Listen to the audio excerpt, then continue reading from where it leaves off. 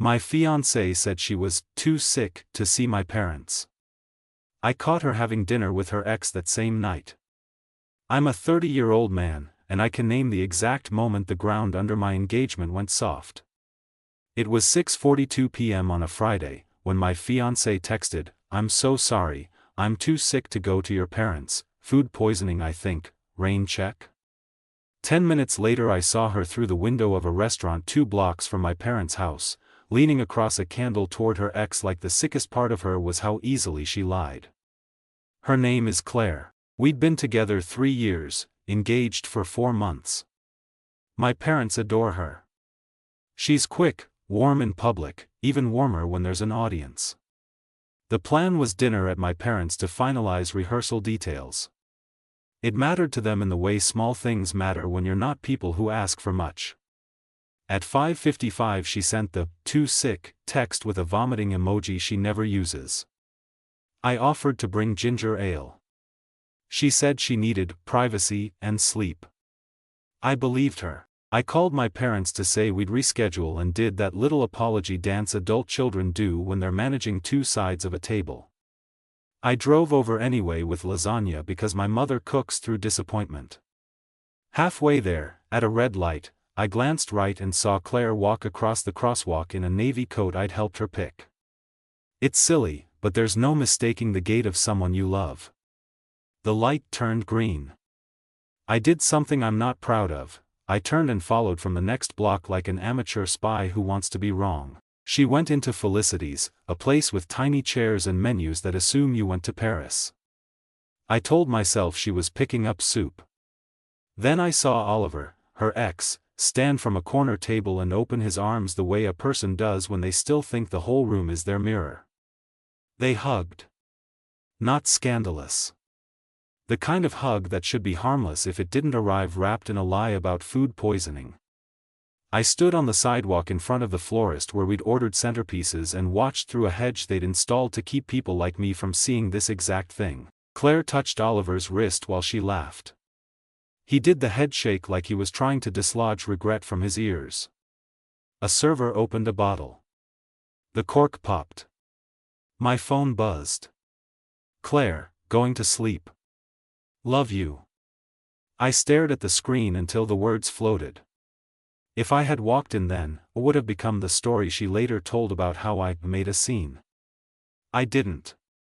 I took photos through a smudge on the glass because memory is a liar when you wish it would be. Then I walked to my parents with a smile I'd left on another face. Dinner was a blur. My father lit the candles. My mother put food in bowls with the determination of someone who refuses to admit she owns fragile things. They didn't ask questions because love in my family sometimes looks like agreeing the weather is nice when it's hailing. I told them Claire was sleeping. I put my phone face down so I wouldn't check whether the little green, typing bubble was lying to me. At home, I couldn't make myself open the front door. The place smelled like the citrus cleaner she uses when she's nervous. I put the photos on my laptop and sat very still while the part of my brain that does budgets tried to put this into a column I could understand. She had lied. She had gone to dinner with her ex. Something could be innocent except that innocence doesn't usually require a fake illness and a candle. I called Mark, my best friend. I'm probably crazy, I said, which is the first sentence men say when they are not. He came over with tea I didn't drink. I showed him the photos. He said nothing at first, just made the face of someone who doesn't want to be the person who names a new shape. What's the plan? He asked, the way you ask when you know no plan exists that doesn't cut. I didn't confront her that night. I lay in the guest room and listened to the garage door at 10:56, the quiet set of keys in a bowl, her cough, 2 little coughs like a person trying on the idea of being sick. In the morning she emerged in sweatpants and said, "That was awful." She kissed my forehead. "I hate missing your parents." She kept her hands very busy. "Maybe we could bring them dessert tomorrow?" Her eyes were watery in a way that would be convincing if I hadn't seen them sparkling 4 inches from Oliver's mouth. I said nothing because something mean came up into my throat and dressed itself as a question. She noticed. "You're quiet," she said. She made oatmeal. She took 2 bites, then pushed the bowl away and sighed like a person who just wrestled a bear. It's been so stressful. Work. Wedding. I'm sorry if I've been off. We had the kind of weekend that looks like peace and feels like someone trying to keep an egg from rolling by putting a gentle finger on it. On Sunday night, while she showered, singing, Healthy, I opened our shared laptop to find an invoice and accidentally found a message, reservation confirmed for Felicity's, Friday, 7 p.m., booth 3. It was in her email. She'd made the reservation 3 days earlier. There was no mention of soup. I printed it out.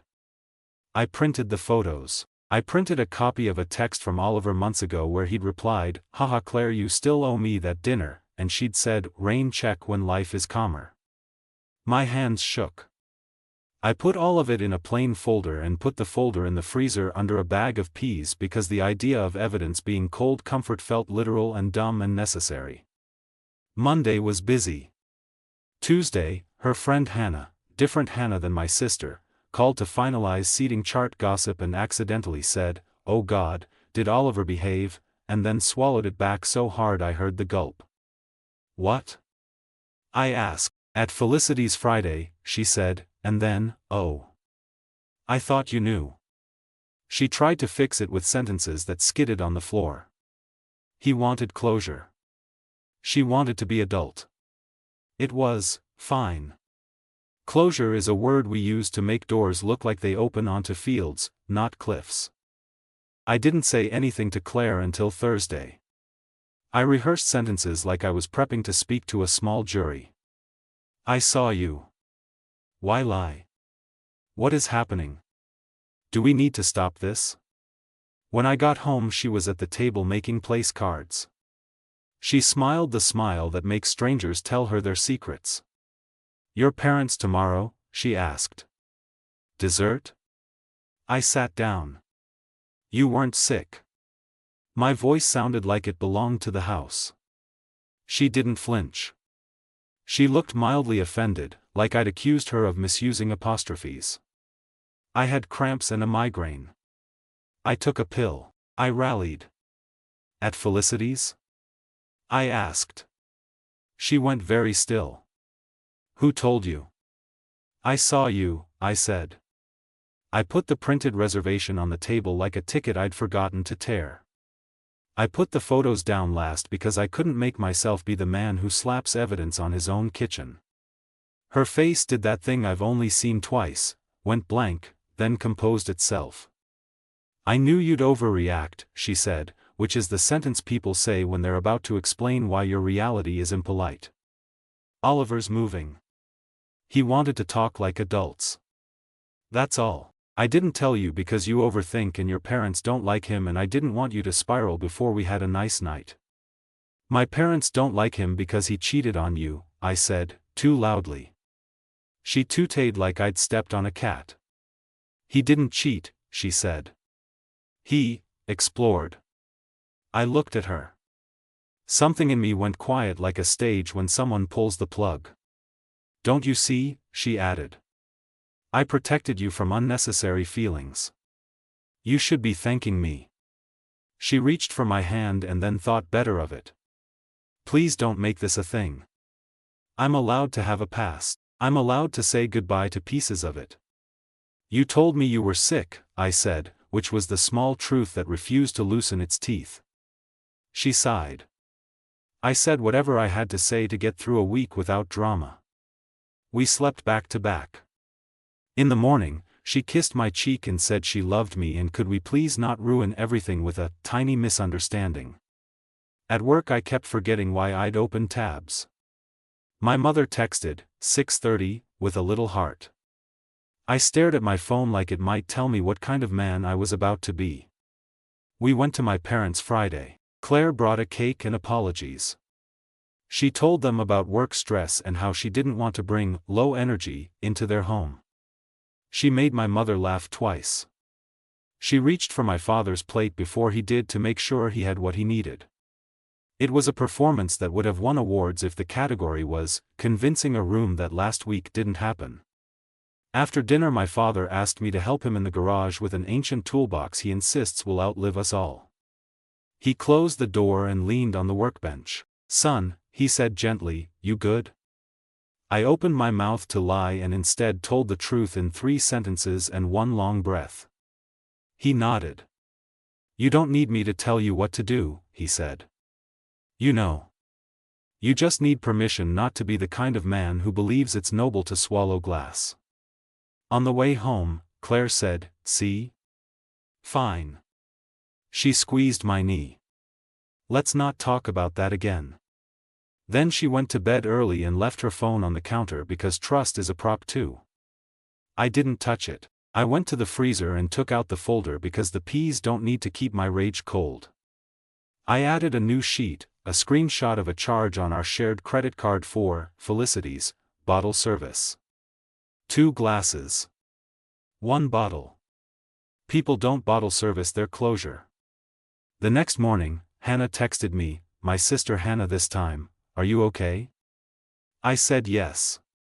She said, "Liar," because she knows in 1 syllable what strangers never learn in a decade. I told her. She said she'd seen Claire with Oliver on a run 2 weeks ago and thought it was weird and wrote it off because she didn't want to plant a story in my head. "You're going to have to do something," she said. "Or you're going to become someone. I don't want the someone you'll become." Saturday night was our joint engagement party at Claire's parents' house. 70 people. Fairy lights. A musician who charges extra to pretend he's not using Spotify. I almost cancelled.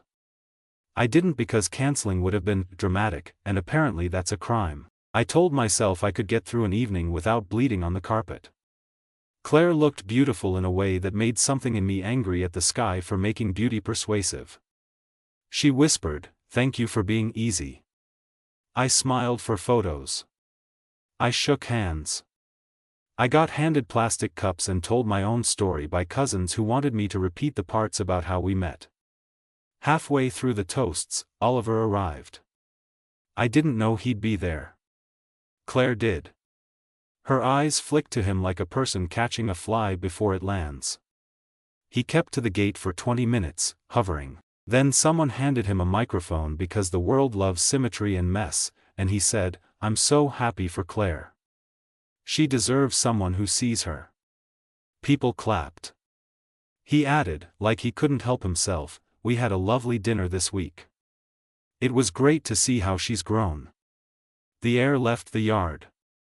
Claire laughed in a way that asked the room to join her in pretending that was normal. "Closure," she said, too brightly. "So adult of us." The musician started playing something jaunty. My hands went numb and then tingled like the body does when it knows the brain has finally agreed to stop being the doormat. I took Claire's glass from her hand and set it on the table. "We're leaving," I said, quietly enough for only her to hear. She squeezed my wrist hard enough to hurt. "You will not embarrass me," she said through her teeth. "Then let's go," I said. "Before the room does it for us." We didn't leave. I left. I walked to my car without explaining and sat with my forehead on the steering wheel while my phone exploded with texts. "Where did you go? Don't do this. You're overreacting. Come back for the cake. Please." One from Oliver, "Sorry man, didn't mean, I blocked a number for the first time in months and it wasn't hers." 5 minutes later Claire slid into the passenger seat. She didn't slam the door. She didn't cry. "You can be mad," she said calmly. "But you cannot be petty." She stared straight ahead. "Get it together." I turned the key and didn't drive. "I think we need to postpone the wedding," I said. She laughed, short and sharp. "Over dinner?" "Over lying," I said. "Over thinking that protecting me means building a puppet version of me and making him nod." She turned and looked at me like she was finally trying to see the shape on the other side of the fog. "You'd blow up our lives over optics?" "Over respect," I said. I heard my father's sentence in my mouth and didn't apologize for sounding like him. She stared out the window. "If you postpone, my mother will think you found something worse. I did, I said. I found out you think the truth is a diet you can cheat on as long as you go to the gym the next day. We drove home in a silence that had teeth. She slept on the couch like a martyr. I slept in the bed like a man who had paid for a mattress he suddenly didn't recognize. Sunday morning, Hannah came over with bagels and the kind of face a sibling brings to a crime scene. She didn't give advice. She handed me a notebook. "Write down what you know in ink," she said. "Then write what you're guessing in pencil. Keep them separate." I did. In ink, she lied about being sick. She made a reservation. She had dinner with her ex. She didn't tell me. She didn't apologize. She invited him to our party, or at least approved the invite and didn't warn me. She used the word closure like a broom. In pencil, she's been talking to him longer. She misses him. She doesn't respect me. She thinks I'm safe and boring and needs chaos to feel alive. Pencil because those are thoughts, not facts. Sunday afternoon, I found one more piece that moved a fact out of pencil, a flower delivery card in the recycling from Friday morning that said, "For tonight, proud of us." The name at the bottom was Oliver's. I took a photo and put the card in the freezer too, because apparently that drawer is my therapist. That night, Claire knocked on the guest room door. She sat on the floor and leaned her back against the frame like a teenager. "I love you," she said. "I don't want to lose this over a miscommunication." She reached a hand back under the door like a truce flag. "If it would make you feel better, I'll block him." The sentence irritated me, maybe because the idea that blocking someone is the same thing as not building your relationship around lying felt like offering a band-aid to a cracked pipe. "I don't want you to block him," I said. "I want you not to want dinner with him at all the night you lie to avoid seeing my parents." She drew in a breath like she had decided not to cry and then cried anyway. "I panicked," she said. "He asked a month ago." I said yes. "I forgot it was your parents' night. I thought if I told you I'd messed up, you'd cancel or be upset and then your mother would know and..." She ran out of runway. "And?" I asked. "And I wanted to manage it," she whispered. "I always manage things. It's how I keep the plate spinning." "I'm sorry." She put her head on her knees and her shoulders shook. It wasn't dramatic. It was ugly and human and made me want to forgive her quickly so we could both go back to the version where our teeth didn't live in conversations. "I don't know what to do," she said into her sleeves. "I could have answered the way I've been trained to answer, 'It's okay. We'll work through this.' Instead I told the truth, 'Me neither.' We postponed the wedding. There isn't a romantic way to phrase that.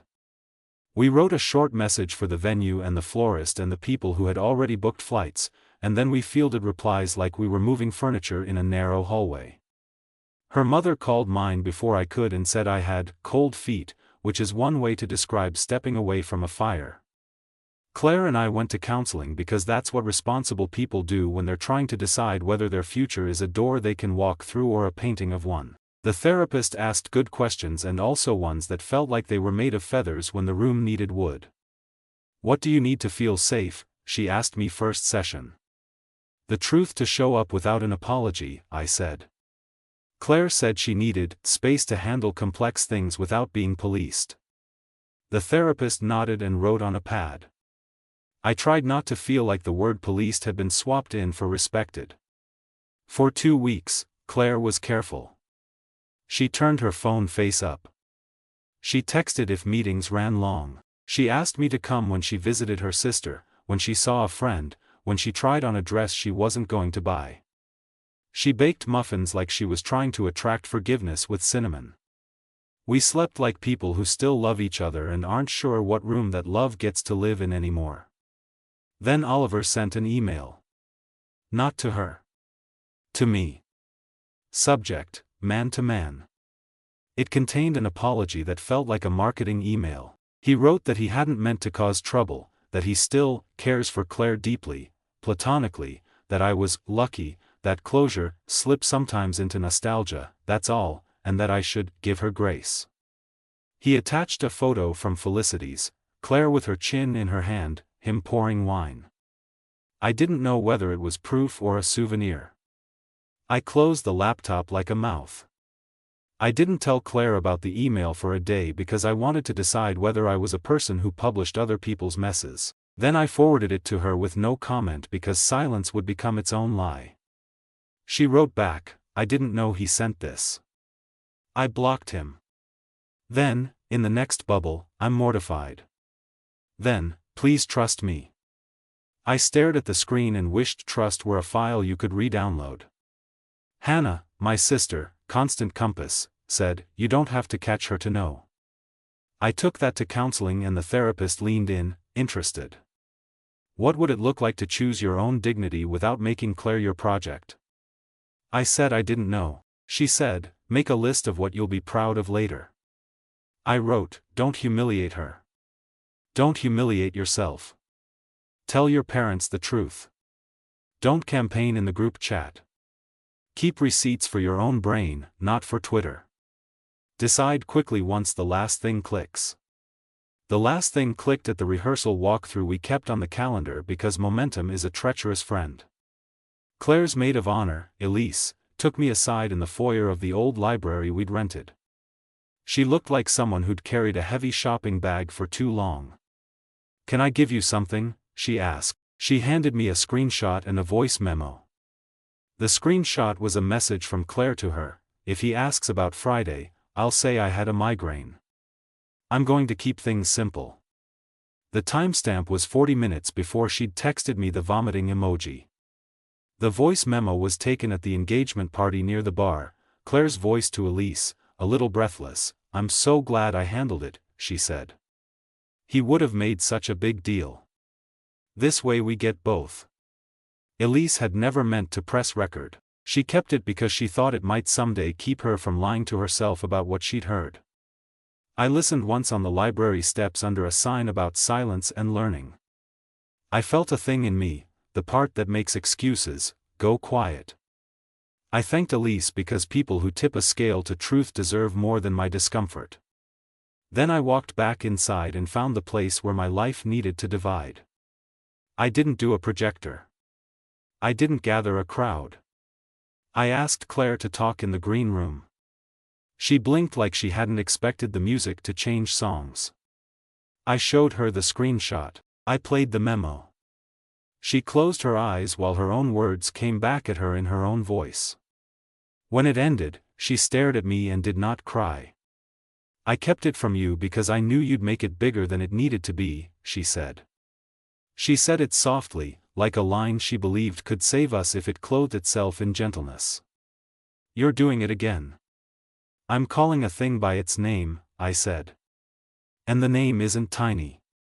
She crossed her arms. "You're humiliating me." "No," I said. "I'm preventing that. Public humiliation is me making a speech. I'm making a decision." She sat. "So that's it?" she asked. "You're going to be the man who throws away a life because of a dinner?" I sat across from her on a folding chair with a rip in the vinyl and wished for better words. "Because of a pattern," I said. "Because of a lie about being sick so you could be somewhere you wanted to be more. Because of telling me I was overreacting when I reacted. Because of adding me to the list of people you manage." I don't know whether what I expected then was a confession or a fight. What I got was a shrug and a look to the side like she was in a play and waiting for her line to be fed to her. "Everyone lies sometimes to keep peace," she said. "Your mother does. You do." I stood. "Maybe," I said. "But I don't lie about the day I'm supposed to eat my mother's lasagna so I can drink a bottle with someone who once labeled cheating, exploring." She smiled in a way that looked like pain, one half of her mouth trying to be brave, the other half tired of the work. "You're going to be lonely," she said. The sentence wasn't a threat. It was a wish said accidentally out loud. I called the venue and the caterer and told them it was off, not just postponed. I called my parents and told them the truth in the driveway because I didn't want that sentence to live in their house. My mother said nothing for a beat, then, "I'm sorry, honey," in the voice she used when I fell off my bike and refused to cry until we got inside. My father said, "Good," which is his way of saying, "You didn't swallow the glass." Claire left that night. She packed neatly. She labeled boxes. She took the espresso machine and the knives her aunt bought us. She left the plant I always overwatered because she knows me and also because people leave you the things that remind them you're an idiot in a charming way. At the door she turned and said, "If you tell people I cheated, I'll tell them you're controlling." It was the last little script in her pocket. "I won't," I said. "And I'm not." I slept for 12 hours and woke up feeling like I'd been exhumed. Then began the part no one puts in stories, the logistics. Calling relatives. Returning gifts. Canceling a honeymoon credit I'd been proud of booking on points. Unfollowing his account and then refollowing to see if he would gloat and then unfollowing again because my dignity isn't a yo-yo. Moving her books into boxes and being surprised by how many of them I'd bought. Taping over the hole in the wall where a frame had hung that said, "Always better together," which is a true sentence that should be taken to court for how often it's forged. People had opinions. Friends called to cheer. A few called to tell me I was dramatic, that love is messy, that dinner is only dinner, that I'd be alone forever if I made integrity a full-time job. Some tried to negotiate a version where we split the difference between truth and comfort. My grandmother sent a card with $20 and the words, "Buy yourself a treat." I put the bill in my wallet like a cartoon bandage and laughed for the first time in a week. The hard moments were quieter than the dramatic ones. Taking her toothbrush out of the cup. Realizing instinctively which side of the bed to roll to and wanting to argue with muscle memory. Seeing a navy coat in a store window and feeling winded. I had dreams where I'd walk into Felicity's and she'd be alone, waiting for me, and there would be no bottle, and she'd say she'd been practicing the sentence, "I am sorry," until it felt like English, and I would say it back for the parts one got wrong too. Then I'd wake up and the plant would still be overwatered. 3 weeks in, Elise texted me, "Are you okay?" which is code for, "Has the part where people get worse before they get better begun?" She added, "Claire told me she's seeing someone," then apologized, then said that she thinks what I did was right even though she loves Claire like a sister. People forget that love can be true in both directions and still require leaving. Oliver posted a photo from a balcony with the caption, "New view, new chapter." I muted him because mute is a truer boundary than pretending you don't look. A month later, Claire posted a picture of her coffee with a book and a caption about lessons and growing. The algorithm clapped. I did not. My parents started inviting me over more for nothing reasons. My father taught me how to fix a drawer slide. My mother cried once when I left and tried to hide it in the post-cry sniff that fooled me when I was 9 and doesn't now. Hannah made me go to the gym with her because endorphins are free if you've already paid for them. Mark took me to a diner where the menu hasn't changed since I was a kid and said, "You didn't become the someone," and left it at that. I kept the folder from the freezer for a while. I thought I'd burn it one night in some dramatic ritual. Instead, I slid it into the paper recycling bin on a Tuesday that didn't ask to be meaningful. I kept one thing, the list of ink and pencil from Hannah's notebook. I added a last line in ink, "I didn't humiliate her, I didn't humiliate myself, I told the truth, I left." Months later, I ran into Claire outside the grocery store. She looked thinner and the same. We did that small talk shuffle where both people mean well and the ground is made of marbles. She said she was working on herself. I said good. She said, "You made it bigger than it had to be," and then, after a beat that felt like a mercy, "And maybe I made it smaller." We stood there and let a few carts squeak between us. Then we moved on. People want a moral. I don't have one that isn't a bumper sticker. I have a decision I'm proud of. I'm not going to be the version of myself who accepts being managed like a crisis so that other people can feel like they live tidy lives. I'm not going to be the man who calls lying compassion, because it lets me keep my plans. I also have a small, unphotogenic life I am learning to like: eggs in a pan, my father's toolbox, a plant I overwater less, a drawer that now opens smoothly. I walk past Felicity sometimes, on purpose. The hedge still tries to keep me from seeing. I look anyway, not for her, just to remind myself that inside those windows people make choices that will turn them into the kind of people they'll be tomorrow. Then I walk to my parents' house and eat lasagna when it's offered, because I used to think saying yes was weakness, and now I think maybe that was the lie that kept the others comfortable. On quiet nights I hear the sentence again, "I'm too sick," and feel my jaw tighten. I breathe. I think about the version of me who swallowed it so we could have a good party. I don't hate him. He was trying to be kind. I'm just glad he learned how to be honest before vows made the lie harder to put down. And even now, when the room is dark and my phone is face down and the part of me that still misses who I thought she was tries to make a case, I sometimes whisper a thing I'm almost ashamed to admit is still true: I don't know what to do. Then I do the next small right thing: wash a dish that's actually dirty, answer a text I want to ignore, write a sentence that isn't pretty but is mine, and let that be enough for the day. Follow me for more stories.